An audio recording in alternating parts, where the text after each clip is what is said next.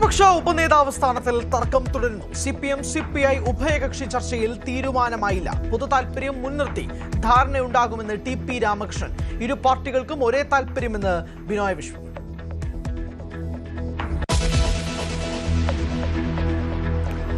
കള്ളാടി ദുരന്തം പുറത്തുകൊണ്ടുവന്നത് തുരങ്കപാത പദ്ധതിയിലെ കുറ്റകരമായ ഉദ്യോഗസ്ഥ വീഴ്ച. മുൻ ചീഫ് സെക്രട്ടറി എ ജയതിലക് പ്രതിക്കൂട്ടിലേക്ക്. ദുരന്ത സാധ്യതാ മുന്നറിയിപ്പ് അവഗണിച്ചു.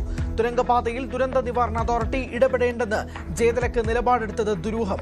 News 18 big breaking.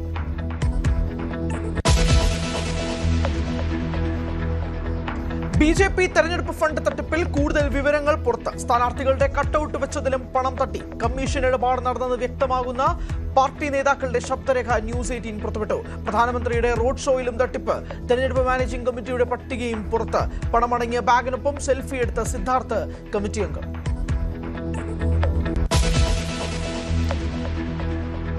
ജയിലിൽ സത്യപ്രതിജ്ഞ ചെയ്ത് ബി.ജെ.പി. കൗൺസിലർ സുഗതൻ.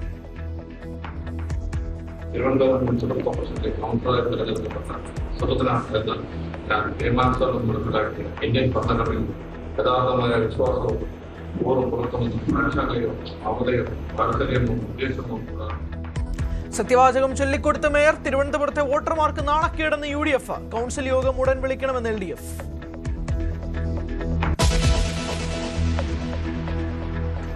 പൾസർ സുനിക്ക് തിരിച്ചടി. ശിക്ഷ മരവിപ്പിക്കാനാകില്ലെന്ന ഹൈക്കോടതി. അസാധാരണ സാഹചര്യമില്ലെന്നും നിരീക്ഷണം.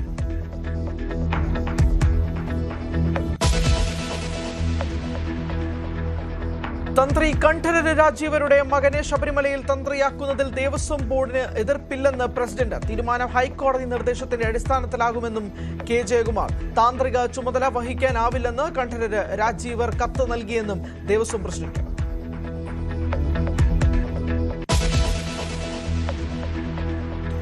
വീണ്ടും യുദ്ധക്കളമായി ഹോർമുസ്. ടാങ്കറിന് നേരെയുള്ള ഇറാൻ ആക്രമണത്തിൽ ഇന്ത്യക്കാരൻ മരിച്ചു. 6 ഇന്ത്യക്കാരടക്കം 8 പേർക്ക് പരിക്ക്. ഇറാനിയൻ ഉപസ്ഥാനപതിയെ വിളിച്ചു വരുത്തി അതൃപ്തി അറിയിച്ച് ഇന്ത്യ. ഹോർമുസ് പിടിച്ചടക്കാൻ ട്രംപ്. ചെറുത്തുനിൽപ്പിന് നിയമം പാസാക്കാൻ ഇറാൻ. ഇറാനിയൻ നഗരങ്ങളിലേക്ക് ആക്രമണം തുടർന്ന് അമേരിക്ക. ഗൾഫിലേക്ക് പ്രത്യാക്രമണം.